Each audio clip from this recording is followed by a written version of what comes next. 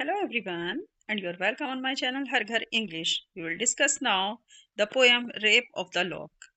लेकिन आज हम जिस पोएम को आपके साथ डिस्कस करने वाले हैं क्योंकि ये पोएम अपने आप में एक इपिक का मतलब होता है महाकाव्य मीन्स एक ऐसी पोएम जो कि बहुत ही लॉन्ग नैरेटिव फॉर्म में लिखी जाती है।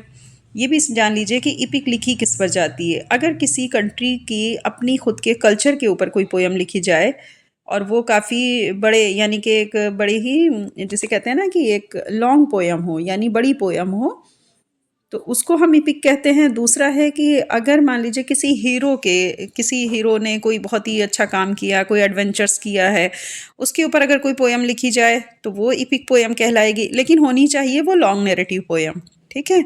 कोई ऐसी स्टोरी जो कि लगातार पोएम के माध्यम से आपको समझाई जाए, वो आपकी इपिक पोएम कहलाती है। तो इसी तरीके से यहाँ पर जो पोएम है रेप ऑफ द लॉक, आज इसकी हिंदी इसलिए समझाने की ज़रूरत पड़ रही क्योंकि ये बहुत ही ज़्यादा मतलब एक टिपिकल सी पोएम है। अगर आप हिंदी पहले समझ लेंगे तो आपको पूरी पोएम ईजिली इंग्लिश में समझ आ जाएगी, लेकिन अगर आप डायरेक्ट इंग्लिश में चले जाएंगे तो वहाँ स्टोरी थोड़ा घुमा फिरा करके दी हुई है तो वो नहीं समझ आएगी, ठीक है। तो पहले आप हिंदी पे फोकस करिए। आज आप पहले हिंदी को समझिए कि रेप ऑफ द लॉक है क्या, और इसे अलेक्जेंडर पोप ने जो लिखा था इस पोएम को, उनका मकसद क्या था, वो किसको टारगेट कर रहे हैं, किस कल्चर को टारगेट कर रहे हैं इस पोएम के थ्रू, या कौन सा ऐसे क्लास है हमारी सोसाइटी में जिसको उन्होंने टारगेट करके इस पोएम को लिखा है। तो पहले आप इसकी हिंदी समझिए, उसके बाद हम इंग्लिश पे जाएंगे। Full story of poem the rape of the lock by Alexander Pope. Understood. ये आपके PG semester second PRSU university Prayagraj के आपको ये पोएम देखने को मिलेगी। अलेक्जेंडर पोप की मोस्ट इंपॉर्टेंट पोएम है। इसके स्टैंजास भी पूछे जा सकते हैं और इसका लॉन्ग क्वेश्चन भी ज़रूर पूछा जाता है। तो आप लगातार मेरे साथ इसी तरह चैनल पर बने रहिए और अपनी स्टडी करिए ताकि आपको अच्छे से समझ में आए कि आपको क्या बताया जा रहा है। और इस तरीके से आप एक लॉन्ग क्वेश्चन को प्रिपेयर कर सकते हैं, यहाँ पर नोट्स भी बना सकते हैं, ठीक है। और ज़्यादा से ज़्यादा चैनल को शेयर करिए ताकि और बच्चों का भी फ़ायदा हो। जो बच्चे सेल्फ स्टडी कर रहे हैं वो भी इस चैनल के थ्रू अपनी प्रिपरेशन को कर सकें। अंडरस्टूड। चलिए देखते हैं the rape of the lock की पूरी कहानी हिंदी में। अलेक्जेंडर पोप की the rape of the lock एक हास्य व्यंग्यात्मक कविता है, मतलब एक बड़ी हंसी वाली है लेकिन साथ में सटायर करती हुई पोयम है, जो 18वीं सदी मतलब 18 सेंचुरी के उच्च वर्गीय समाज के आडंबर, दिखावे और तुच्छ झगड़ों पर प्रकाश डालती है। ये दिखाती है कि किस तरह हायर सोसाइटी के जो लोग थे वो अपने आप को डिमॉन्स्ट्रेट करने में, अपने आप को अपीयरेंस करने में और छोटे छोटे झगड़ों में पड़े रहते थे। ये कविता एक सच्ची घटना पर आधारित है जिसमें लॉर्ड पेंटर और अरबेला फरमोर नाम की एक महिला के बीच झगड़ा हुआ था, क्योंकि लॉर्ड ने महिला के बालों की एक लट काट ली थी। तो हुआ क्या था कि अरबेला फरमोर ने क्या किया था, लॉर्ड पेंटर ने अरबेला फरमोर नाम की जो महिला थी उसकी एक बालों की लट काट ली थी, और जिसकी वजह से उन दोनों परिवारों के बीच में बहुत ज़्यादा झगड़ा, बहुत मतलब डिग्निटी की बात आ गई थी कि हमारी जो है बेइज्जती कर दी, हमें मतलब जो है हमारी डिग्निटी को ठेस पहुंचाई है उस व्यक्ति ने, इस टाइप से करके इन लोगों के बीच झगड़ा शुरू हुआ। इस घटना ने दोनों परिवारों में कड़वाहट पैदा कर दी थी। पोप ने इस विवाद को सुलझाने और मजाकिया रूप प्रस्तुत करने के लिए इस कविता की रचना की। समझ में आया? तो इस घटना से क्या हुआ था, दोनों परिवारों में बहुत ज़्यादा कड़वाहट और झगड़ा पैदा हो गया था। और पोप मतलब वो नहीं, पोप का मतलब है अलेक्जेंडर पोप ने। तो अलेक्जेंडर पोप ने इस झगड़े को सुलझाने का एक मजाकिया रूप में प्रस्तुतिकरण दिया है इस कविता की रचना करके। कहानी का सारांश यहाँ से देखते हैं। सबसे पहले कहाँ से कहानी, अच्छा जो हमारा सेमेस्टर है उसमें कैंटो फर्स्ट दिया हुआ है। कैंटो फर्स्ट का मतलब है कि आपको पोएम सिर्फ कैंटो फर्स्ट का ही एक्सप्लेनेशन देना है, पूरी पोएम नहीं पढ़नी, मतलब जो उन्होंने कहा है। तो हमें इसमें अभी देखेंगे आप, यानी कि जो इसमें डिवीज़न किया हुआ है पोएम का वो कैंटो के रूप में है। तो कैंटो फर्स्ट हम लोग पढ़ेंगे, बाकी हम इस हिंदी में तो सारे कैंटो पढ़ेंगे कि किस कैंटो में क्या है, लेकिन जब हम जाएंगे अपने अकॉर्डिंग टू सिलेबस तो उसमें सिर्फ कैंटो फर्स्ट पढ़ेंगे। अंडरस्टूड। चलिए, कैंटो फर्स्ट, परिचय और चेतावनी। कविता की शुरुआत नायिका बेलिंडा के साथ होती है, यानी कौन है इसकी हीरोइन, बेलिंडा, जो अपने शानदार शयन कक्ष में सो रही है। शयन कक्ष का मतलब है बेडरूम। उसका संरक्षक आत्मा एरियल उसे सपने में दिखाई देता है। उसका जो संरक्षक है यानी कि जो एक तरह से उसका गार्जियन भी है, वो एक क्या है, वो एक सोल है, मतलब वो एक आत्मा है एरियल नाम की, जो उसे सपने में दिखाई देती है, जो उसे बताता है कि वह सिल्फस हवा में रहने वाली आत्माओं के समूह द्वारा संरक्षित की गई है। यानी बेलिंडा को डिफेंस कौन करता है, बेलिंडा को डिफेंस करती हैं आत्माएं, बहुत सारी आत्माओं का ग्रुप है जिनको नाम दिया गया है सिल्फस। ये आत्माएं उसकी सुंदरता और सम्मान की रक्षा करती हैं। ये सारी आत्माएं क्या काम कर रही हैं? उसकी सुंदरता और सम्मान की रक्षा करती हैं। लेकिन एरियल उसे चेतावनी देता है कि उस दिन उसके साथ कुछ बुरा होने वाला है। जब बेलिंडा जागती है तो उसे एक पत्र मिलता है, यानी उसे एक लेटर मिलता है जो उसे एक सामाजिक सभा में, जो कि नाव के ऊपर थी, यानी बोट के ऊपर, ये एक सोशल मीटिंग समझिए आप इसको, एक सोशल मीटिंग थी या गेट टुगेदर था, जो कि एक बोट के ऊपर होना था। तो ये शामिल होने के लिए आमतेज इसको इनवाइट किया जाता है। वह अपनी सुबह की तैयारियों में जुड़ जाती है, जिसमें सिल्फस उसकी सुंदरता को संवारने में उसकी मदद करती हैं। तो सिल्फस कौन है? सिल्फस हैं जो कि हवा में रहने वाली ऐसी आत्माएं हैं। ये एक ग्रुप है आत्माओं का जो हमेशा उसके डिफेंस में लगा रहता है। किसके? बेलिंडा के। अब कैंटो 2 देखिए, नाव की यात्रा और छिपा हुआ खतरा।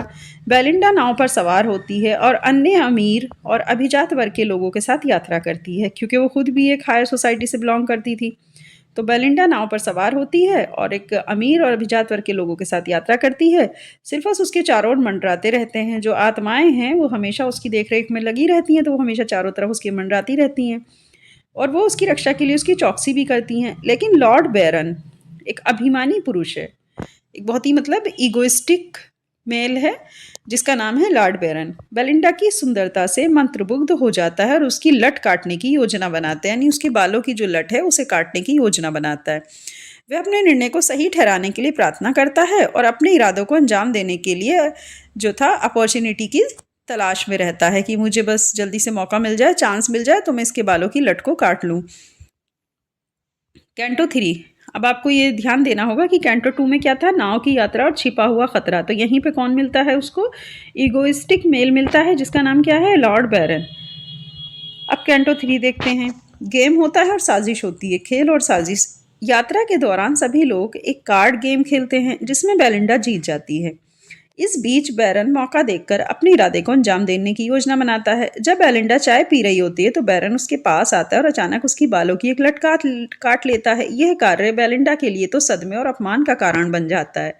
ठीक है, वो बहुत सदमे में चली जाती है। उसको अपनी बड़ी ही मतलब इंसल्ट फील होती है कि किसने उसके बालों की लट काट ली। और ये आप समझ लीजिए कि किस दौरान ये होता है, जब यात्रा के दौरान ये लोग कार्ड गेम खेलते हैं तो उसमें बेलिंडा जीत जाती है। तभी बैरन को मौका मिल जाता है और वो क्या करता है कि चाय पी रही बेलिंडा के बालों की लट को काट लेता है और यहीं से बेलिंडा को सदमा और अपमान महसूस होता है। कैंटो 4 में क्या है? बेलिंडा का गुस्सा यानी क्रोध और सिल्फस की प्रतिक्रिया।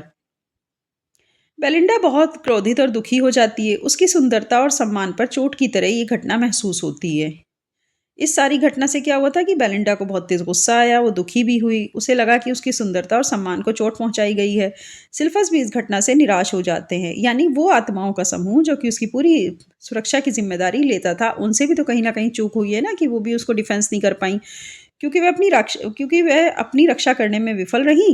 बेलिंडा अपने दुख को व्यक्त करती है और उसका गुस्सा बढ़ता जाता है। अब आइए कैंटो 5 पर। तुच्छ घटना का महाकाव्य अंत। कैंटो 5 में इसका अंत हो जाता है और किस तरीके से एक छोटी सी घटना थी, लेकिन ये दो परिवारों के बीच एक बहुत बड़े युद्ध का कारण बन जाती है। बेलिंडा और बैरन के बीच बहस छिड़ जाती है। बेलिंडा अपनी लट को वापस पाने की मांग करती है, लेकिन बैरन इसे लौटाने से मना कर देता है। अंत में बेलिंडा और बैरन के बीच ये तुच्छ घटना एक बड़ी लड़ाई का रूप ले लेती है। ठीक है, बेलिंडा और बैरन के बीच क्या हुआ? बहस छिड़ गई। बेलिंडा अपनी लट को वापस पाने की मांग करती है, लेकिन बैरन इसे लौटाने से मना करता है। अंत में बेलिंडा और बैरन के बीच ये तुच्छ घटना क्या बन जाती है? लड़ाई का रूप ले लेती है। हालांकि सिल्फस और अन्य लोग इस घटना को शांत करने की कोशिश करते हैं। बेलिंडा की लट को आसमान में गायब होते हुए दिखाया जाता है। लास्ट में क्या होता है कि जो सिल्फस हैं और जो दूसरे लोग हैं वो चाहते हैं कि झगड़ा ना हो और काफ़ी वो पीसफुली मतलब इस झगड़े को निपटाना चाहते थे, लेकिन बेलिंडा की लट को आसमान में गायब होते, क्योंकि बैरन उसको देता नहीं है बल्कि आसमान की तरफ उछाल देता है उसकी लट को, तो वहाँ गायब हो जाती है जहाँ वो एक सितारे में बदल जाती है। यह घटना बेलिंडा के खोए हुए सम्मान को इस प्रकार से अमरता प्रदान करती है। मतलब क्या हुआ कि बेलिंडा की लट जो थी रही तो बैरन के पास भी नहीं, और वो आसमान में चली गई और उसने इमॉर्टलिटी को प्राप्त कर लिया, मतलब वो अमर हो गई। अब यहाँ पर जो मुख्य विषय और व्यंग किया गया उसको देख लेते हैं, जो अलेक्जेंडर पोप ने किया है। यहाँ तक आपको बहुत अच्छे समझ आ गई होगी पूरी पोयम की हिंदी। अब हम इसके मुख्य विषय और व्यंग को देखते हैं। उच्च वर्गीय समाज की आलोचना की है पोप ने। पोप ने दिखाया कि कैसे उस समय के अभिजात वर्ग तुच्छ मुद्दों को महत्वपूर्ण मानते थे और व्यर्थ के दिखावे में उलझे रहते थे। सही बात है, कोई लट काटना बालों की कोई बहुत बड़ी बात नहीं थी, लेकिन फिर भी उन लोगों ने क्या किया कि इसको एक बहुत बड़ा मुद्दा बना दिया। नंबर 2, महाकाव्य शैली का मजाक। कविता की शैली महाकाव्य जैसी है, लेकिन विषय एक साधारण घटना बालों की एक लट काटने पर आधारित है। ये हास्य और व्यंग उत्पन्न करता है, इस पे हंसी भी आती है और कहने को ये महाकाव्य है। तो मतलब कहने का क्या है कि थोड़ा सा मजाक में इसको महाकाव्य की शैली दे करके इस पोयम को लिखा गया। और अगर इसका हम टॉपिक देखें तो एक बहुत ही साधारण सी घटना है कि एक बालों की एक लट को काटने पर आधारित है, तो ये हास्य और व्यंग उत्पन्न करता है। तीसरा है महिला सुंदरता और समाज। पोप ने समाज में महिलाओं की सुंदरता और उनकी प्रतिष्ठा पर अत्यधिक ध्यान देने की प्रवृत्ति को भी उजागर किया है। उसका यहाँ पर ये भी ध्यान दिया, उसने ये दिलाया है कि बेलिंडा किस तरह अपने बालों से ज़्यादा ही प्यार करती थी। अपनी सुंदरता, अपनी प्रतिष्ठा से उसको इतना ज़्यादा प्यार था कि छोटी सी एक लट कट जाने पर उसको इतना तेज़ गुस्सा आता है कि वो बैरन से लड़ने के लिए तैयार हो जाती है, सब लोगों को अपने साथ मिला लेती है और एक बहुत बड़े झगड़े का कारण बन जाता है। ठीक है, तो इस तरीके से वो महिला की सुंदरता और समाज के ऊपर भी उसने व्यंग किया है।